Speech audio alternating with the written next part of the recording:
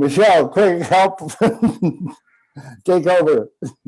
Anyway, I heard about this wayfinding school, and I was just I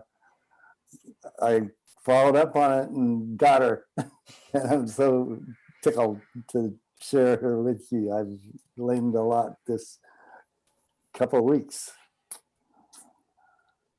Well, thank you for the invitation. I'm really excited to get to talk to you all. And Don told me a little bit about the Wanderers and gave me a little bit of the background, but it's a whole different thing to actually meet you and talk to you and hear a little bit about it, which is really neat. And it's impressive how long you all have been gathering and all the different kinds of things you talk about. So really cool. And I'm excited to be here. And I brought with me Ava. Ava is a student at Wayfinding Academy. Oh, great. And I try whenever I possibly can, if I'm going to go talk to people about wayfinding, I try to always have a student perspective there because their voice matters more than mine. So I want to make sure that they also always get included. So I was thinking maybe it's very informal. I didn't have like a formal presentation. From the info I got from Dawn, it sounded like you just have sort of informal conversations, like question and answer, just want to chat about stuff. So I thought maybe I would just say a little bit about why I started wayfinding and where we are in like the timeline at this point. And then invite Ava to share a little bit about what it's been like for her so far. Ava is now, oh gosh, 5 months from graduation, something like that. Yeah, so Ava's been through the majority of the wayfinding program and is approaching graduation, so has quite a bit of perspective on like what it's been like and what she's gotten out of it and what she's looking forward to next. So I thought we could hear a little bit about that. Does that seem like a fine way to go? Okay. So I'll give you the short version because I know a lot of you did watch the TEDx talk. Thank you. The short version is that I did all the normal traditional education path stuff, and I was a pretty good student. You know, I went to high school, then I went straight to college. Then after college, I went straight to graduate school, and I never even really questioned any of it. And when I got out of graduate school, I got a job first as an adjunct faculty member, and then I got my first tenure track position as a professor. And about 3 years into that, I was still in my, I guess I was in my late 20s at that point. I was like, wait, this isn't exactly what I thought this was going to be. I thought I was going to be doing something different in this role as a teacher and a mentor. And I felt like a lot of what I was doing was just sort of like checking boxes and giving grades. And like, I even had a supervisor, a department chair at one point tell me that the average grade in my class at the end of the term, when I went to enter all the grades, had to be like an 84 out of 100. And I thought, how is this the system that we're operating in? Like, how am I supposed to, you know, what if that's not the average? And she was like, well, no, it has to be the average. And I thought, this is ridiculous. So around that time, I started questioning things for the first time in my life. I was a little bit slow maybe to this because I had gone through the whole system first. And I got so much joy out of talking to colleagues who were frustrated about the way higher education works and talking to students about their frustrations with their experiences with college. And so then I started moving around and teaching at different places, kind of out of curiosity to see, you know, was it just that one place I was teaching that was like that, or are they all like that? Concluded that they're pretty much all like that. And so I did teach for about 15 years. I was mostly teaching juniors and seniors in college, mostly, but not always, teaching elective courses in schools of business and management on things like leadership and organizational behavior, like the soft skills, people skills stuff related to business. Sometimes I taught in MBA programs. And I would ask the students, a lot of my classes were about like, who are you and what do you want to do with your life and what do you want to do after college, and trying to prepare for that. And they would love the classes, be really grateful to have them, but also like coming with that gratitude was anger that they're like, okay, I'm now a junior or a senior in college, and nobody's even asked me these questions before. And I've now spent all this time and all this money, and I'm now in so much debt, or my family has paid all this money or whatever. And it feels like those are questions I should have been asked at the very beginning, maybe even before I went to college, so that I could make really good choices about like where to go to college, what to major in, what to study, what internships to do, whatever. And they would often say that they didn't even know, now they're about to graduate, but they don't even know that what they studied was what they really want to do. They haven't even gotten to try it. So how the heck are they supposed to know? And they weren't wrong. And so I started kind of collecting all of this feedback. And I don't know if this is the way most people work or just the way I work, I don't know. But like the anger and frustration built up and built up and built up. And the more students I would talk to and the more colleagues I would talk to, the more I realized like there's a lot of people who are really upset about how higher education works. And the more in it you are, the more you see how broken it is. But I couldn't, and I saw a lot of people trying to do things in their own little spheres that made a difference. Like they would change the way they taught, or they would get rid of grades in their classes, or they would not focus on tests so much, or they would mentor students more, or they would find little ways that they could make a difference in the role that they were in, but they still felt like they were trapped in this like bureaucratic big system that didn't let them go as far as they'd like in making change. So I tried to change it from within for a while, doesn't work, lots of bureaucracy. So I ended up, which was kind of a crazy thing to say, but I ended up saying to some friends, like, I think I'm going to start a college. Like, what would it look like if we started our own college? Like dream world, what would be different than other colleges? What would be similar? And so many friends were interested in this idea that I was really surprised. And I rented one of the library rooms at McMiniman's Kennedy School for like a Saturday, and said, okay, if you're interested in talking about this, like no agenda, no format, come on over and I'll order us some food and we'll sit there and talk about it. And I had like 25 people show up. So that told me I was on to something. So we collected a lot of ideas and surprisingly turned that into a college. I didn't know how to start a college. I had to figure out how to do that. But we just took all these ideas from what we had learned from all of our experiences in higher education and created the kind of college that we thought would do a better job of being student focused and student centered, being inclusive, being equitable, and really helping students figure out who they are and what they want to do with their life. And then like key to this, I think, is also help them start doing it, getting actual experiences to start doing it. That was 6 years ago. Next Wednesday is Wayfinding's 6th birthday officially, according to the IRS paperwork of like when we officially became an organization. And so we're now almost at the end of our 5th year with students. We have graduated, so it's a 2-year college, and at the end they get an associate's degree. So it's like a community college, but it's like a private nonprofit liberal arts community college. So it's quite different than a community college, except that the degree at the end is the same as you would get from PCC or Mount Hood or Clackamas or any of the other community colleges. Well, it's the same in that it's an Associates of Arts, but the name of the degree that they all get is Self and Society, which we made up. It didn't exist anywhere. And the Oregon Higher Education Coordinating Commission asked me when I said that's what I wanted to call the degree. They said, "Are you sure? Because that doesn't exist anywhere." And I said, yes, like, I think that makes sense to call it that. Because half of the students' experience is focused on self and self-exploration and understanding who you are. And then the other half of the curriculum is on society and things that are going on in the world and big issues. And then the goal is that they put those two things together in a way that they can be making a difference in the world in the future in a way that matches their passions and their talents and their interests, but doing it in an informed way. So that I thought self and society made sense.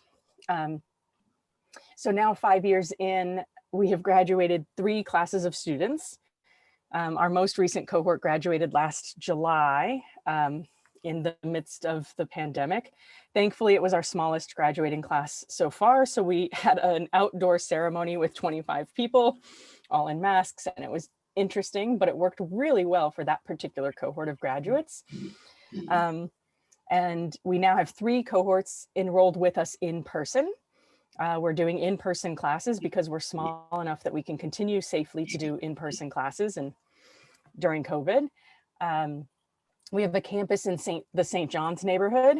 It's an old YWCA building built in 1937, which has pros and cons. It has a whole lot of beautiful old original windows, like those casement windows, which are terribly drafty. And right now during the pandemic, doesn't matter because for safety reasons, we have to keep them open all day, every day during class so we get enough airflow. So our students have, they wear coats in class and they wear blankets and they have space heaters, but I think we're all just happy to be able to be there and be together in person. So we make it work. Ava's in cohort 4. So our 4th and 5th cohorts, we're doing a combined graduation ceremony for them this coming July. So that'll be our next batch of graduates. And a few new things that we just did, one of which landed us on OPB a couple weeks ago. So at the beginning of the pandemic, we had a bunch of students who wanted to come join us in person for our next cohort, but we couldn't let them move across the country. We also couldn't fit that many people in the building. So we started what we're calling far wayfinding. And so we've got this remote program now. We just started yesterday with our second batch. I think we've got 11 or 12 students who are going through that. And it lets them get started remotely. And then they're going to come here in person the next chance they get and continue the rest of the program in person. We had always been doing some work with regard to equity and inclusion, but a few months back, we hired officially a director of equitable learning. And right before we did that, we decided that we would make tuition free at Wayfinding for all Black and Native American Oregonians who are a good fit for us. And OPB decided to do a story on that. So now we've gotten more people knowing we exist because of that, which has been great. And we're kind of trying to, it's great that we got OPB telling the story, but what we really hope is that nudges other colleges to consider doing a similar thing, because we're small and we can do it. And if we have a tiny budget and we can do it, surely they can with much bigger endowments and budgets. And then the newest thing is that we're starting a new program. So we'll soon have our second major, I guess, or degree program. And we don't know what we're going to call it yet. Probably something that is also not found at other colleges, but we think it'll be focused, so we might call it this, on equity and liberation and sovereignty. So it'll have some social justice things, some environmental things, some civic engagement, those sorts of things. And so we'll be launching that. We think a year from now, we'll be enrolling our first students in that. So that's kind of like how it started and the very quick version of like what's been happening over the past 5 years. Ava, are you willing to share whatever you feel like sharing, I guess, but like what your experience has been like so far? And maybe I didn't talk hardly at all about curriculum, so maybe what that looks like. Yeah, definitely. So just like a little bit about me, I grew up here in Portland. I've lived here almost all of my life. Not loud enough? Can she be louder? Oh, sure. I'll get closer to the computer as well. So I've lived here in Portland my entire life. I went through my entire education at PPS. I always really enjoyed school. I loved learning. I loved being able to explore different avenues. And I was always excited to continue to be able to do that for the rest of my life.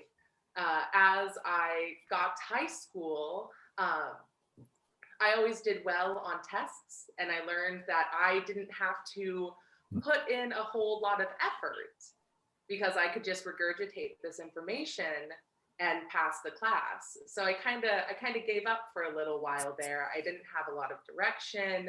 And I didn't really have a community around me that was giving me that direction.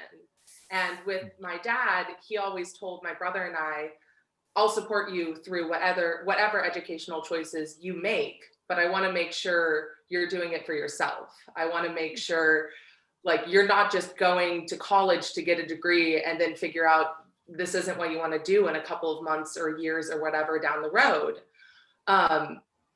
And like he was very real. He was very open with my brother and I about how the education system worked in our country, and all of the pitfalls there were.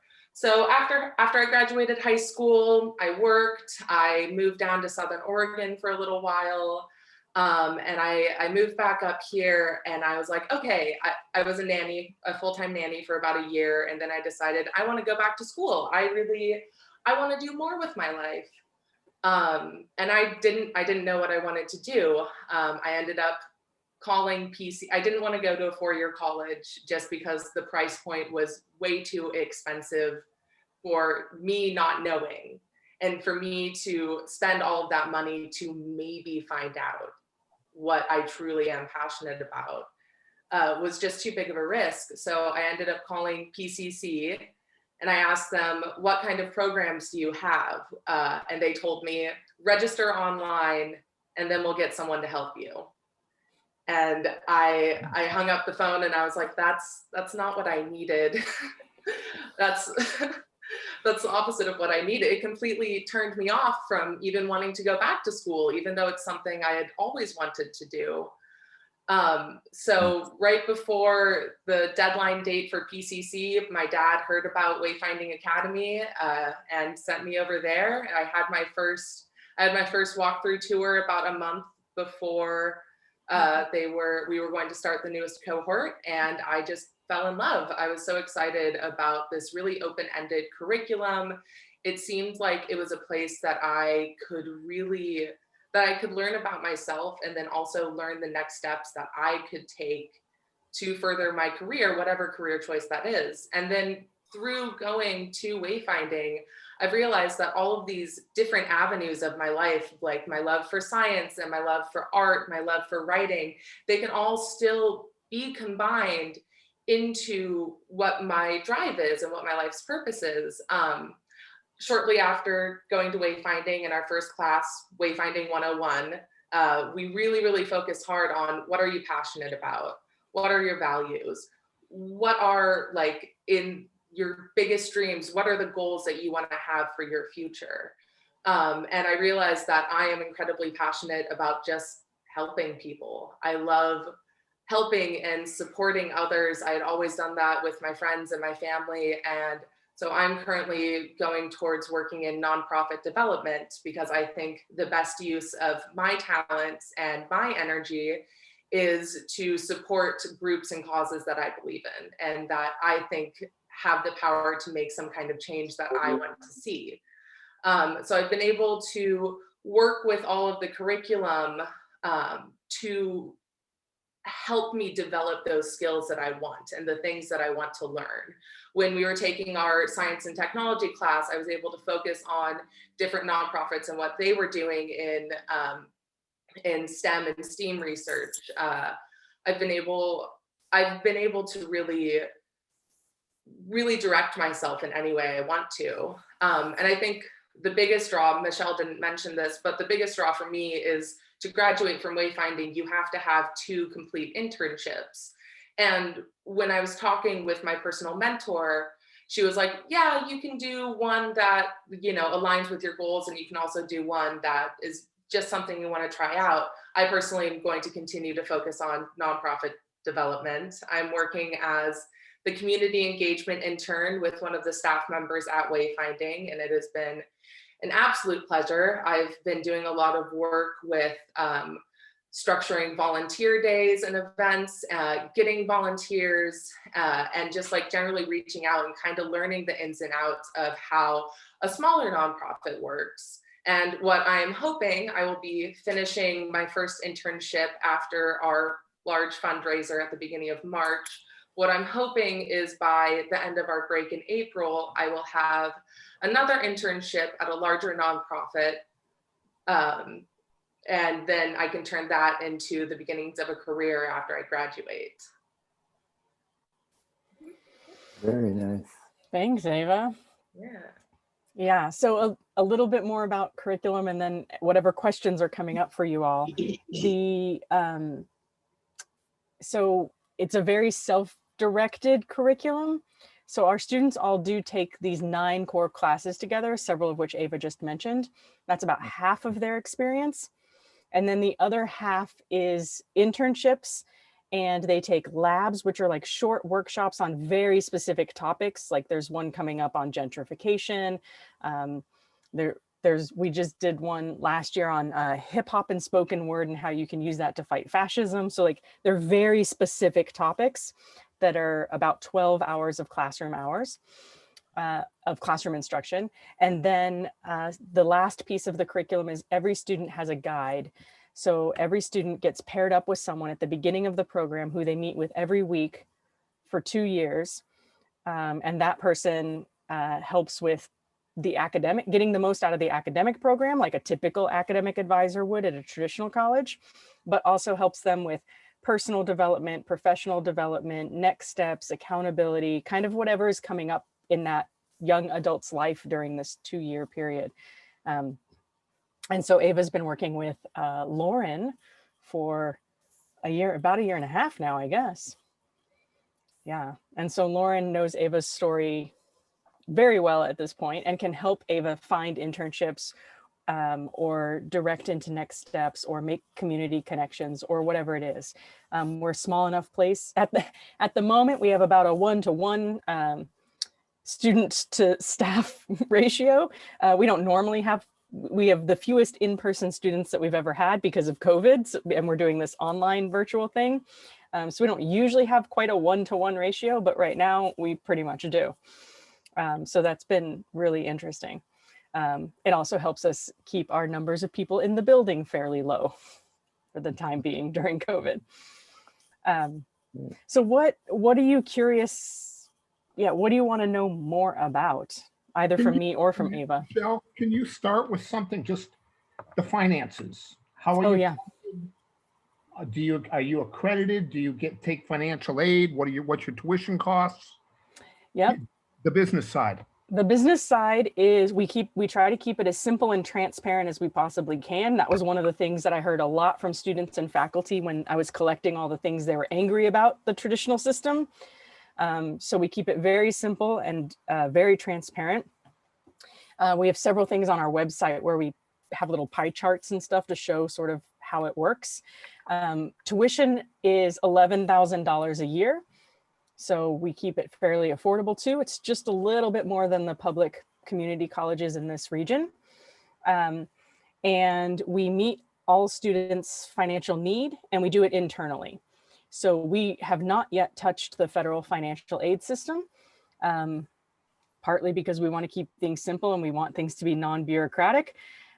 We are in the review stage with the regional accrediting agency, the NWCCU. So we're going up, I don't know if they're going to have us come or do Zoom. I don't know. In June, they're having us appear before their commissioners. And then that'll be the final step to getting us into that accreditation mechanism. We have to decide after that whether we want to touch any federal financial aid dollars. We're pretty skeptical, but it'd be kind of cool if our students could get Pell Grants if they're eligible. So we'll see how that works. In the meantime, we just meet all their need internally. So we have a chief business officer who meets with every student before they enroll, and she sets up a custom payment plan for them for the tuition. Some of them get scholarships, some of them don't. Now we have some students going for free through the free tuition initiative. And she just kind of talks to them and gets to know them. Everything's relationship based. I think at this point, every single student has their own custom payment plan, probably.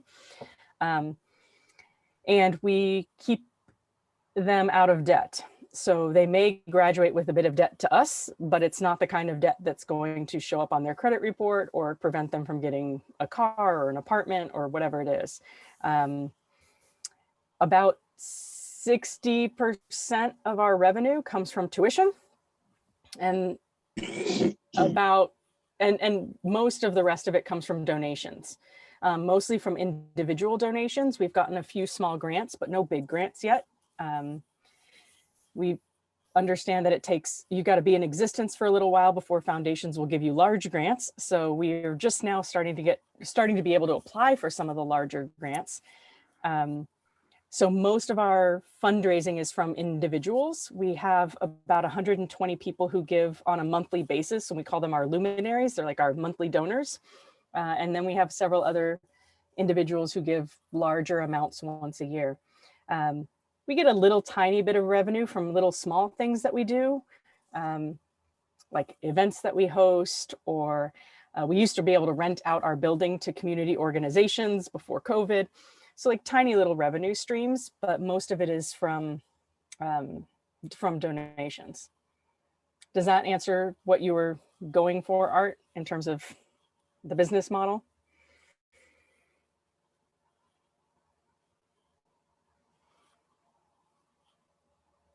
No, I think Art froze.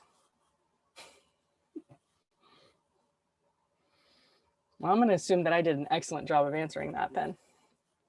You impressed him so much that he's speechless. He's speechless.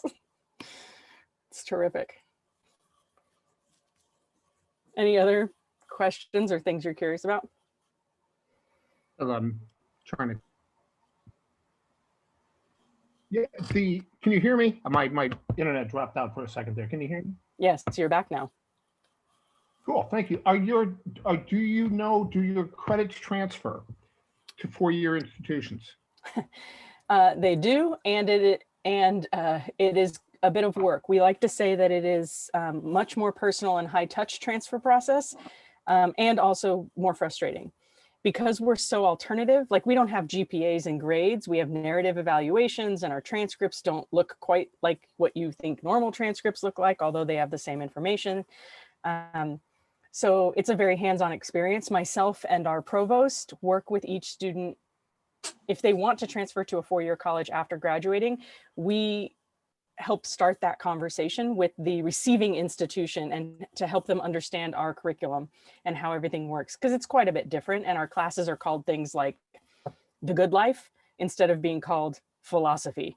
So there's a little bit of conversation that happens there. We have had several students, 4 or 5 now, graduates have transferred on to a four-year college. And most of them went in with 2 years of transfer credits and then had 2 years to complete a four-year degree. And they typically tend to go to other alternative colleges. So Warren Wilson College or Evergreen, places like that, so that they're going to another place that understands the alternative model of it. We've got one at Goddard right now. So yes, and if they want to transfer to PSU, that's probably not going to happen. Bureaucracies and such.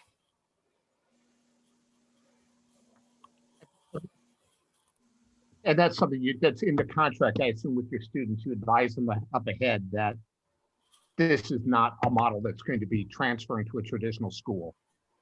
Yeah, or most of our students don't want to go. So I guess that's another key way that we're different from traditional community colleges, is that most students come to Wayfinding as its own standalone experience and don't intend to come get a 2-year degree and then go get a 4-year degree. So the majority of our students upon graduation just start working in the field they want to be working in rather than going to a 4-year college.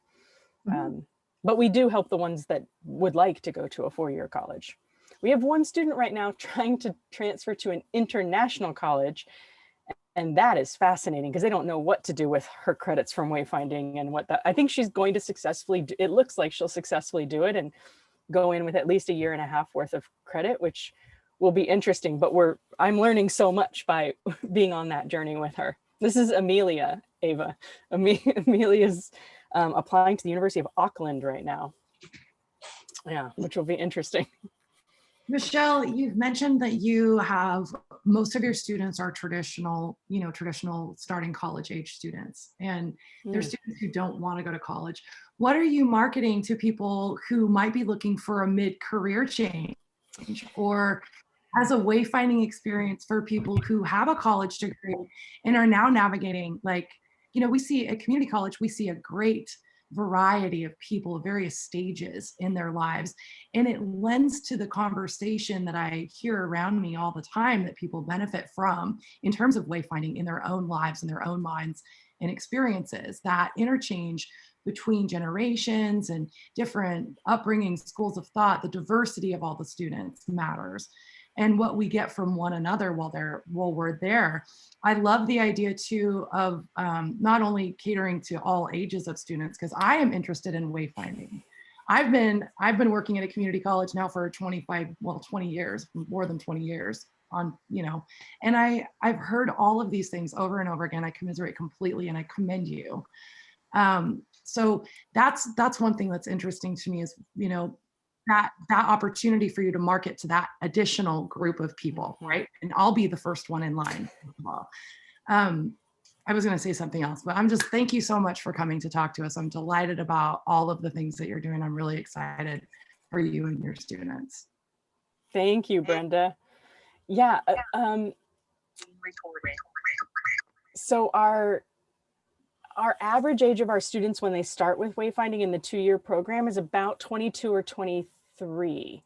So they're a little bit older than tradition. Like most of them don't come straight out of high school. Although this last year we had a few that did, and that's going fine. That's going great. They also either went to an alternative high school or chose not to finish traditional high school and got a GED and are now coming to wayfinding. They had already opted out of the traditional educational model. But I think, Ava, the oldest person in your cohort, I think is 28. Yeah, I think Jesse's like 27, 28. Yeah. So we do have, and we have had students, our oldest alumnus so far, when she graduated, she would have been 36. So, and our youngest student has been 17. So we do have an okay range. But what you just said, we hear a lot about like, where is this for older adults? And so about 1.5 years ago, we started what we're calling the Life Finding program. And it is for older adults. It is for people in career transition stages or later in life or preparing to retire or are retired. And we've had 2 cohorts of people go through that, small cohorts. We had 5 people and then 3 people, I think, if I remember correctly, go through that. And then when COVID started, we got feedback that people do not want to do that virtually. They want to do it in person. And so we haven't resumed that life finding program yet. We did a bunch of online short workshops, but we haven't brought back the full in-person experience. So I just wrote that down and I'll make sure I get your email, Brenda, so that when that happens the next time, I will let you know. And those people were I think in their 50s and 60s and 70s, the people who've gone through the life finding program so far. So how do prospective employers feel about your graduates? I have no idea. I mean, I think so far the graduates have gotten their jobs by connections that they made. They're not just sort of on the normal job market. They're using connections that they made through wayfinding or through their internships or through their mentors or their internship supervisors, or they're starting their own businesses. And so they kind of get to bypass the traditional, look for jobs on Indeed.com and then apply for a bunch of jobs and go through that process, which I think, I don't get asked that question very often, so I don't often get to say this, but that's one of my secret goals, is that our students don't have to go through that process where they feel like they're just being judged based on a piece of paper or a GPA or a credential or something like that. And they get to get jobs and careers that are more purpose-driven and passion-driven through connections and networks that they have. That's also incidentally how we hire at Wayfinding. I mean, we do post our jobs publicly and people apply for them, but it's a very relationship-based hiring process as well. So we kind of try to model that. Ava, do you have any thoughts on this of employers and post-graduation stuff? Well, I was just thinking that like so much of this world and just how you get by and how you get ahead is connection based. So like kind of having this really great starting point of like all of these different avenues and all of these different people that I can talk to and I can reach out to for those connections is fantastic. You know, as I said, I'm hopefully starting my next internship and I already have a very solid lead to talk with someone at like my dream job with Planned Parenthood, you know, so it's really about that's the world that we live in right now. As for thinking about like traditionally, I think most, depending on the job that you're applying for, I don't think a NASA engineer would look at the degree in self and society and be like, oh yeah, we're going to take a chance on this person.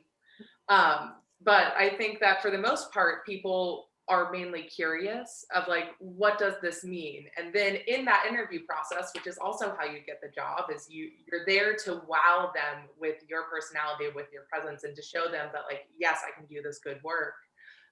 You get to kind of tell them about this wonderful experiential learning like school that you went to and how you're able to study all of these different things and you're able to grow and develop in all of these different ways that not everyone gets the chance to do at, you know, 20, 22, 27, 30. So I think some people would look at it and just kind of turn away, but I think most people are just curious and want to know more. Oh, sorry. I was just going to say the college I went to has a fairly large group of alumni who act as career coaches. So if one of the younger alumni who's just out in the world decides, you know, I'd like to work for a nonprofit or for a design shop or something, that call goes out online to the alumni coaches who say, one of them whom says usually, oh, you know, I think I can talk to that recent grad, and I've got some friends in this and that. So as Wayfinders gets older, you'll get more and more alumni in positions who can make suggestions probably. That's a great point. I hadn't even thought about that yet because we haven't been around long enough to have those alumni. Yeah, no, that's something to look forward to. Yeah. Michelle, don't fail to collect your data now. Keep track of those cohorts. That's one thing that Mount Hood have made a big mistake in.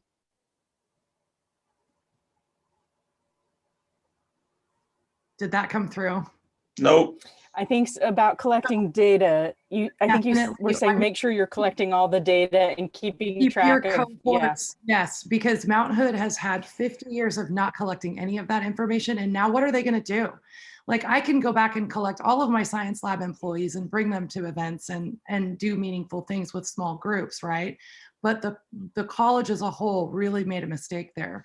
So, and that's one of the big values. I mean, the cohort is a huge value. Both of my jobs came from internships and working on campus. And I knew immediately, like, just like the student here, just like Eva, that what I wanted to do, but I was scared to get in debt for college. And that was a big deterrent for me. So what you're doing is brilliant. The internships and all of that, that's lacking. There's no one that I can think of that does apprenticeships or internships fully. And that's critical because until you know, you don't know, you know, and what your why is. That's something we're also fond of saying is, why are you doing what you're doing? Yeah.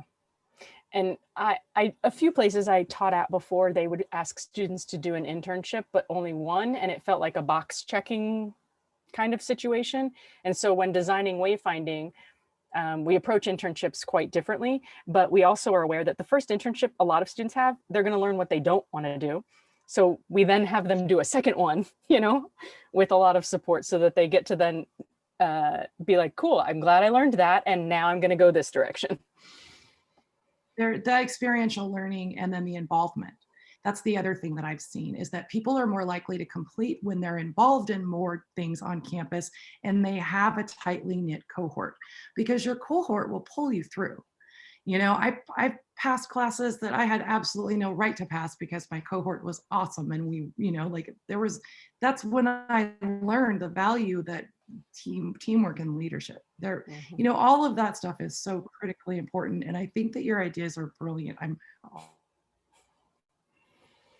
starting to blush now. So do you have any formality in terms of developing communication skills? Obviously, Ava's very articulate, and it sounds like most of your students have to be articulate at a certain level to begin with in order to participate in the kinds of classes that you offer and do it effectively. But for example, writing skills. Yeah, they do. One of the classes they take about halfway through the program is called Communicating Effectively, and they practice all different forms of communication. We ask students to stretch, and that's going to look very different for every student. So some of our students show up and they're really strong writers to begin with, but they're really afraid of public speaking or discussion-based things. So we ask them to stretch in that direction. Others are really good at speaking, but have a hard time capturing their thoughts in writing. So we ask them to stretch in that direction. In every class, they do projects instead of taking tests. And so their guides are constantly talking to them about what's their project going to be, how are they stretching, what's an area they want more practice in, and so forth. We've had a graduate who is identified as being dysgraphic and wasn't very well able to write their thoughts in a written format, but was a brilliant speaker and filmmaker and podcaster. And so they were able to complete projects in those formats while doing some writing. And we had the opposite. We had a graduate who almost never spoke.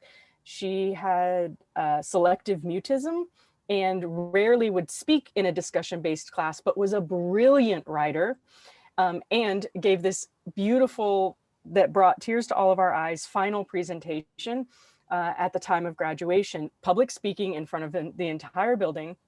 And it was amazing. So I think what I have seen is that over the 2 years, all of our students gain confidence across the board in all of their communication skills. They still probably prefer certain communication styles over others, as we all do.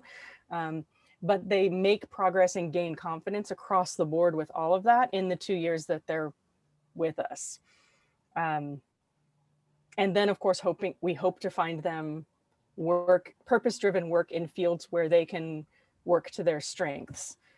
So that student who almost never spoke in discussions, although was fine in one-on-one conversations. I was that student's guide for a while and we had no problem talking all the time. And I now do phone calls with her and we talk all the time, but she's now studying at Warren Wilson College and she's doing a creative writing major. So worked out great. I guess we try not to tell students who they should be. We try to just love them and help them into becoming who they are wanting to become. I know that sounds very woo-woo and cheesy, but as an underlying philosophy, it seems to work. Michelle,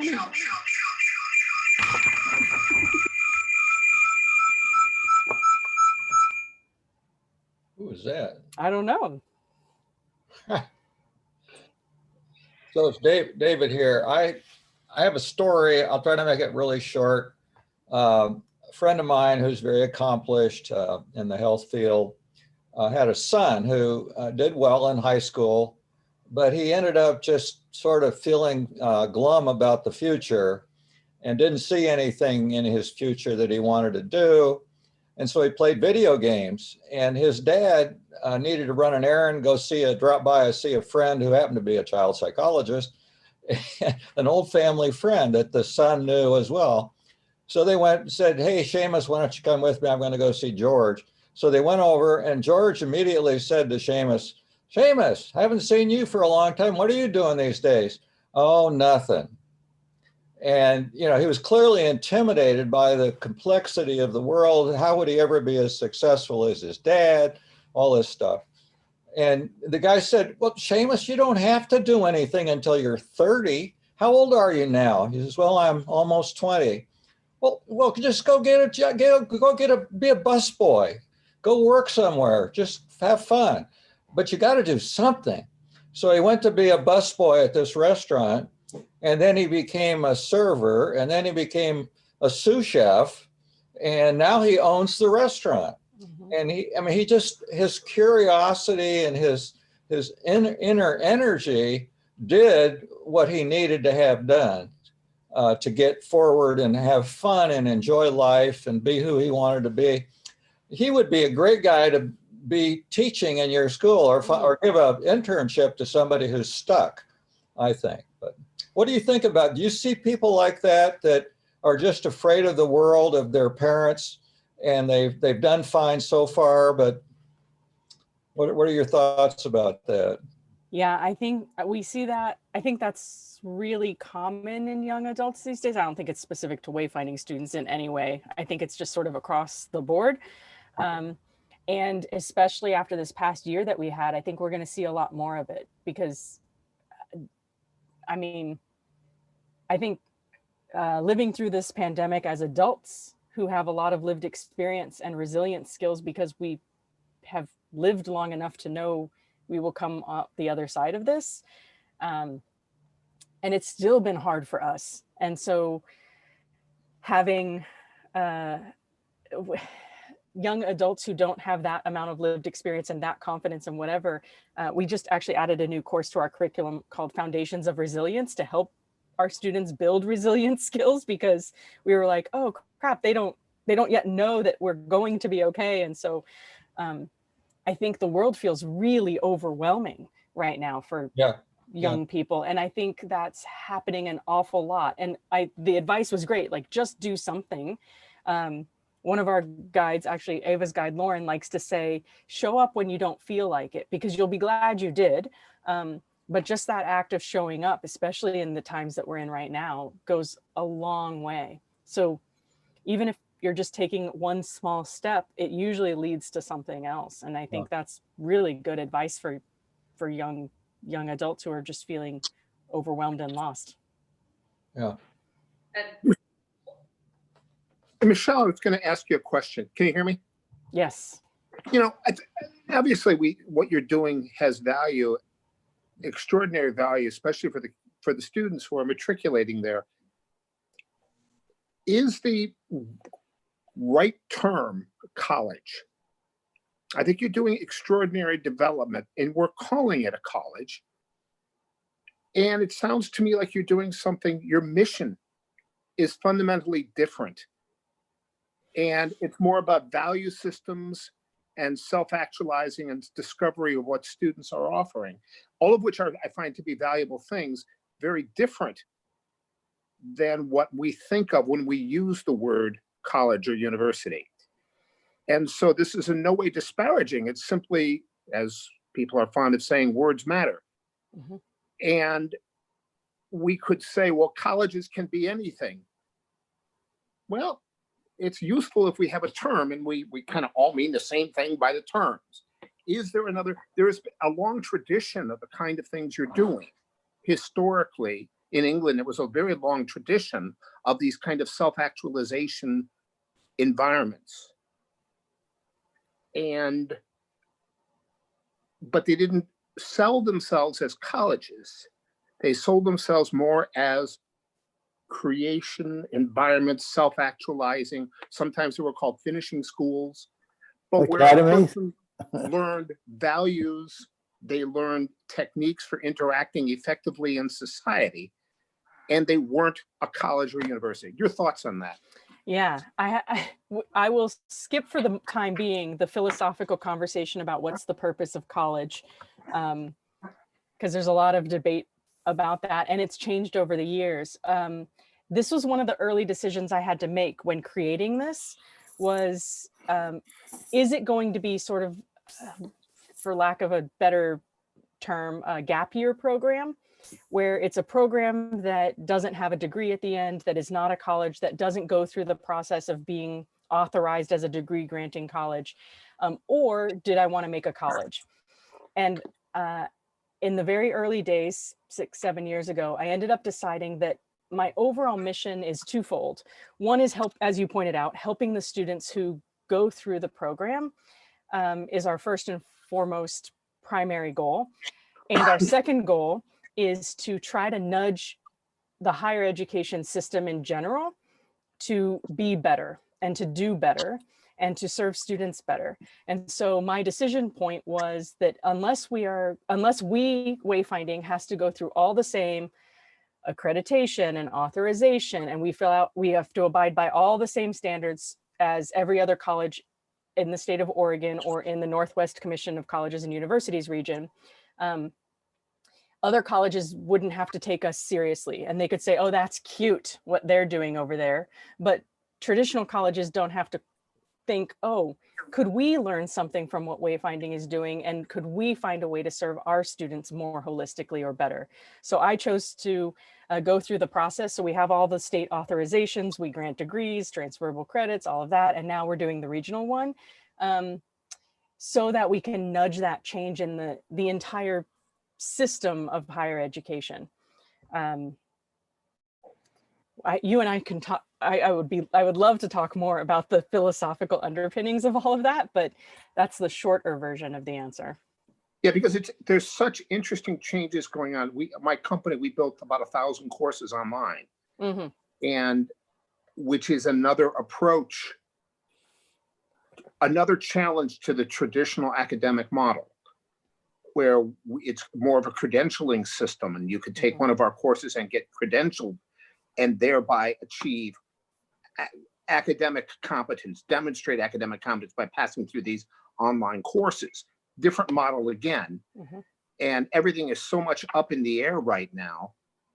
I think we'd all agree there is a role for what we think of as a traditional university. I noticed Todd was at Cambridge and Chicago, two of my favorite universities in the world.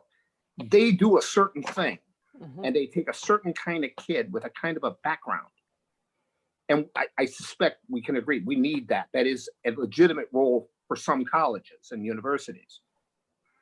But it's going to be very interesting to see how all of this plays out when COVID is over, and what happens to the small liberal arts, undistinguished college. And what are the new players? Who are the new players? It's going to be a new playing field. In all fields. Well, the value is authenticity. Like, what if you could have the authenticity that you have at this time in your life when you were 22? What if you could approach the next 40 years of your life with a level of self-actualized, authentic energy and focus your efforts a little bit more intelligently? I really like the sound of that. That gives me a better chance to then use my time, because I didn't get born into this life as Todd Duncan, right? So, I mean, I got really I had the same wandering process too, I'll just say. I was very, very lucky. I knew immediately as a small child that I wanted to study science. And then I was afraid of math, and I overcame hurdles, and I was in the right place. And, somebody at some point who helped build the college that I now work at literally patted me on the back and said, we built that school so you'd have a job. Literally, that literally happened to me at a Christmas party. I just got really, really lucky. And what I want most is for all of the students that come through my care in any way to have the best chance at getting what I have. I want them to not hate the job. This is what I wanted when I paid $50,000 for an education. Here's why I did my why. I wanted a house, a job I didn't hate to go to, an easy commute, and a dog. Those were the things. And when I graduated from PSU, I had a lot of debt, but I got everything I wanted. Most people, I think, are right in there somewhere, in between the dog and the Nobel Prize or whatever. And this is an amazing niche that I think really needs more development. And I hope that, this needs to grow, because that wayfinding piece, why am I doing what I'm doing? What do I really care about to apply my life's energy and work to? That's critical. It's critical authenticity. And I want to be surrounded by people. I want to vote next to people and drive next to people who know the answers to those questions. my core deep underlying why is that I believe the world would be a better place if more people did what they loved. Which sounds very simple, but like, how do you get there? I don't know. This is one of my answers to how you get there. Your wellness as a human being, as I believe, really depends on this every day, how well you're able to provide for your family, right? All of the joy that you're able to muster, we give that, we in service to others, I think, naturally. I think we're conduits for these things. And how well actualized we are in these areas will determine how well human we're going to turn out to be. It's critical stuff. You know, if I might, Michelle, go ahead. I'd like to just compliment Eva, what an amazing father she had to encourage her to do whatever she wanted. I'm obviously a lot older than her, but my parents were just the opposite. They were so limiting on what a female person could do. And I think if this kind of class had been available to me, that I would have been just an entirely different person, because even though I chose science, I couldn't choose music, I couldn't choose art. People did, I'd never be successful at those things. There were, one of my science professors says he would never mentor a woman because all she'd do is get married and have babies. And I just think that girls need to really appreciate what the opportunities they have are now, including this school, including, an open-minded father who said, yeah, go ahead, do whatever you want. I think that's great. Michelle, if I could presume to offer, listening to your TED Talk and even the OPB interview, when I heard it starts by focusing on, gee, our students don't get enough counseling, they don't get asked the right questions. And it sounded like really your fundamental complaint was with the advising. And your fundamental concern in terms of universities and traditional academic environments is that we don't give sufficient advising to students. But then it sounds to me then, and that's when I listened to it, I said, okay, let's beef up our advising department and require faculty to spend more time with students. There's a huge difference between advising and wayfinding. And that's what I think when I heard your presentations, I thought really you were just talking about advising and you're talking about something much bigger. Right. And I think I would encourage you to find a way to introduce it from the big side as opposed to just complaining about traditional advising. You really have a much more fundamental objection to the model for some students. I think you're offering a very different concept, and it's not just about giving everybody better advising. Yeah, and I guess I would phrase it, and we do phrase it in the creed, as not treating students as objects to be sorted. And I think advising is one place where you see this as like just check boxes and checklists and students are just to be sorted. But I would say it's also using tests, using grades, using GPAs, the way that we have students not have a lot of empowerment in their own learning and like lack of self-direction. So I think it shows up in a lot of places. And so I wouldn't say it's the advising specifically, it's more of the not creating a space for students to show up as whole humans and engage in the whole process. Advising just being one piece of it. Although what we are finding 5 years in is that in a lot of ways we look like we have classes and we have internships. We have some of the standard things, although we do them differently. But there's something magic that happens in our guide program that I have a really hard time explaining to other people. Something about that guide student relationship is, Ava, how would you describe that? Because you actually have gone through it. I have not. I mentioned earlier when I was first talking that my mentor, that is my guide, Lauren. It is a very difficult relationship to go through because it is really dependent on what my needs are in that moment. So sometimes I need someone to sit down next to me and just work next to me. We don't talk, we don't do anything.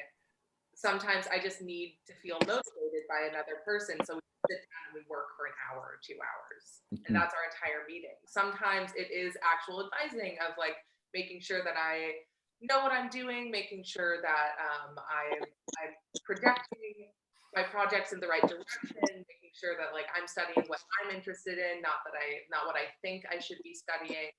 And sometimes it's just a person to chat with. Like this all does sound like advisory stuff. But like when I think about a traditional college and a traditional education, I think about a diploma mill. You go to this place for 4 years, you maybe get to know a couple of really close friends, and maybe like a couple of really cool teachers that you're going to remember for the rest of your life because they're actually passionate. But for the most part, you go through this entire experience with the expectation, I'm going to get a degree, and then I'm going to get a job, and then I'm going to be able to afford the basic necessities of life and maybe have a nice vacation here and there. Versus what I'm getting from Wayfinding is, actual direction in my life. When I first started with my guide August of 2019, a lot of our first sessions were like, okay, along with the class of talking about what is your purpose, what are you passionate about, why are you doing the things you're doing, it was also more in-depth conversations with that one individual. So now, a year and a half later, she's able to suggest things that I might not have thought about in that first instance, like reaching out to the rest of the community as I'm doing, like figuring out where our next volunteer day is going to come from. What are you guys interested in volunteering? Reaching out for donations and auction items, because that's one of the roles that I'm playing right now. I'll donate auction items. Let me know. It's so much more than just an advisor. It's just this genuine and close relationship. I don't know if that fully answered the question. It's a very nebulous question. I had students that acted like mentors and actually teachers. One of the things that I learned when I first started teaching was the person that gains the most from a class is the teacher. You learn every time you say the same thing, even it's at a different part of the spiral. And that, some of the things you said about internships, I taught internships for 10 years at Mount Hood in a very unusual context. It was a general education internship where we featured on, focused on the student rather than the job. And the students could use any job to get credits. And they used the place that they were working in as a laboratory for learning how to be a good employee.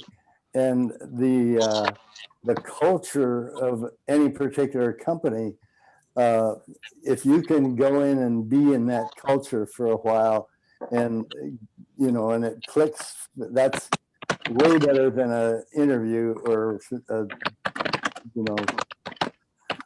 your resume and stuff.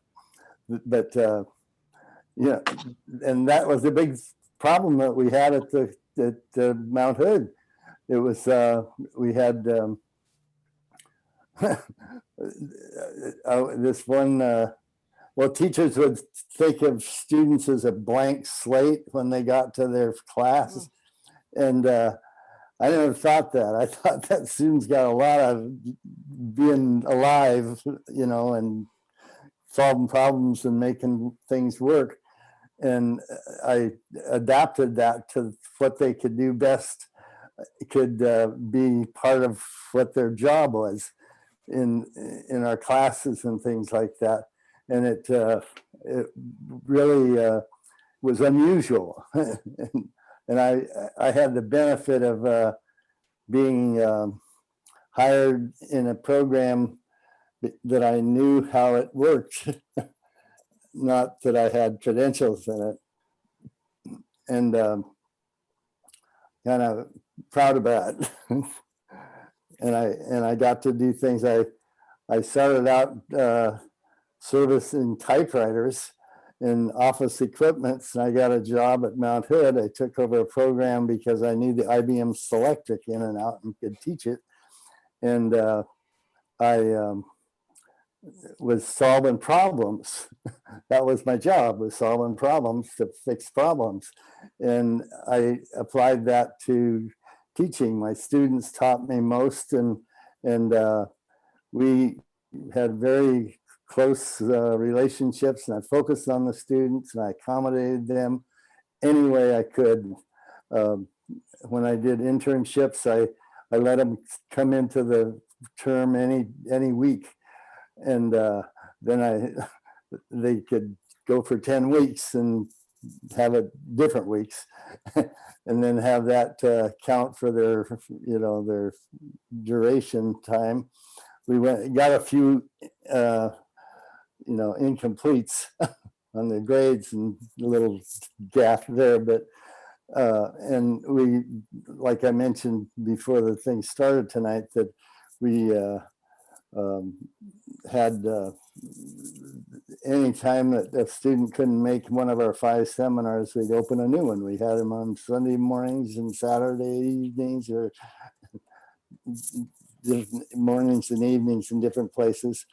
And if a student wanted to contact me for information about the program or stuff, wherever I was, I had a pager, and the secretary would just page me and I'd call back and talk to the student. So I was the most accessible faculty member on the campus, and it was something that that was some of the stuff they let me do. Cool. And I think removing as many barriers from students for student learning as we can is super important. No matter where we are. When I had been teaching for a few years, my mom, who was a very successful artist and real estate broker and business, she was an accountant and did all these things, but she hadn't spent much time in a college. And she took a memoir writing class, and she met me at the flagpole when she came, and she couldn't even drive over across the campus to where the class was. And so I drove her car over there for her because she was just sweating and she was just like really kind of shaky. And she got through that door, and I said, if somebody that confident would come to the college and have that, much angst, it was really told me that. And every time somebody asked me where something was on the campus, I patrolled the campus all the time. I would take them to where they were going. I would accompany them to where they were trying to find and make sure they found it. I think that access is so important. I always opened my classroom. We had an hour lunch, and I had quite a few students who would come and have lunch with me because they didn't have to worry about bullying in the cafeteria, because they could get just some extra social time with me as a teacher. They could just, feel safe, I think, was probably the biggest reason, because some of those kids, particularly the alternate kids that I had, they just needed that extra time with an adult, just to be with them. And and when they were really good, I made popcorn. So Joe, you want to turn on your mic and talk to us? You have to turn your mic on. You see where it is? How There about you go. that? Does that work? Yep. Okay. Yeah, comment. I apologize for coming late this evening, especially as I chose to listen to a review of the impeachment, which got me in a worse mood than I was already in. I would have done much better to come here. In listening to this for a half an hour, though, I wonder, and I don't hear the word per se spoken, but I wonder if much of this is about the word encouragement. And my experience with it is that encouragement is much, much more ethereal and difficult. It isn't sitting down and telling somebody that they're going to be okay. It seems to take place while learning is going on, whatever that learning may be.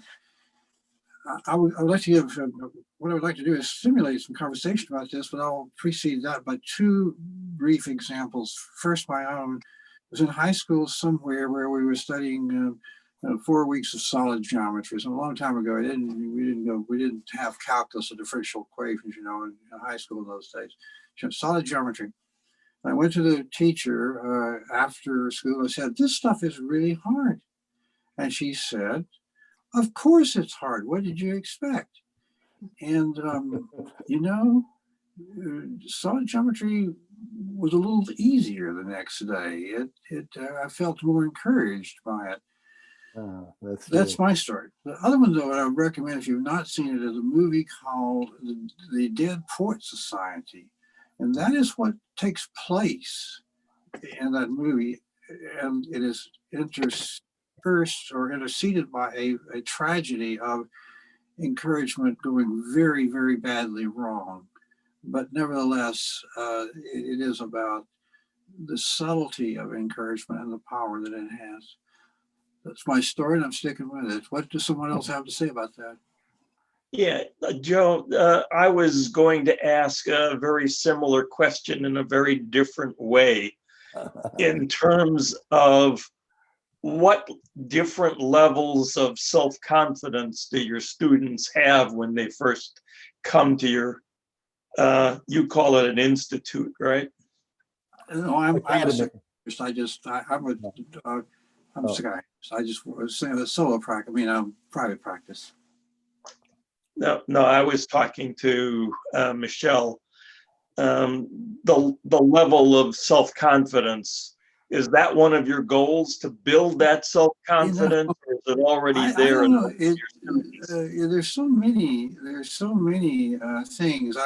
Self-confidence. Well, I would say one thing that in psychiatry, the first thing you see that erodes self-confidence is depression. It wipes it out, along with a lot of other things too. And it would be easy to say, well, I'm just a drug license, I'm a state licensed drug dealer. Well, nothing could be further from the truth, at least in my perception of myself. And what I've come to see over the years is that encouragement is better than 20 milligrams of Prozac on any day. Best if they come together. And you spend a lot of time with patients. There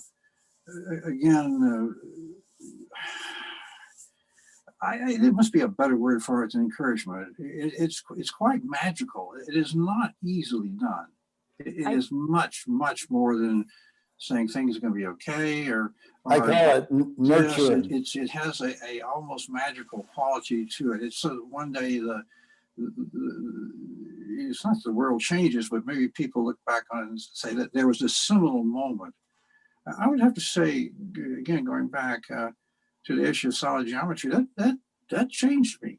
That was a turning point. I agree. I'm sorry. Go ahead, David.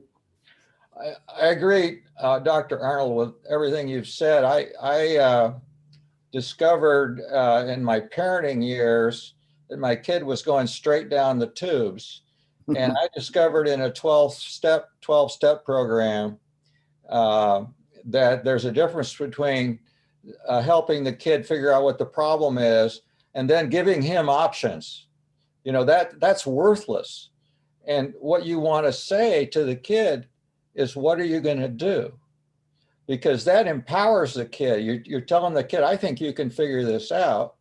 We've talked about what the problem is, but what are you going to do? Is like what this guy told you. Yeah, it's hard. He's saying, go for it. He's not telling you that you're missing something, or that, well, you need to work harder. Or I think what you're onto is exactly what I learned that way.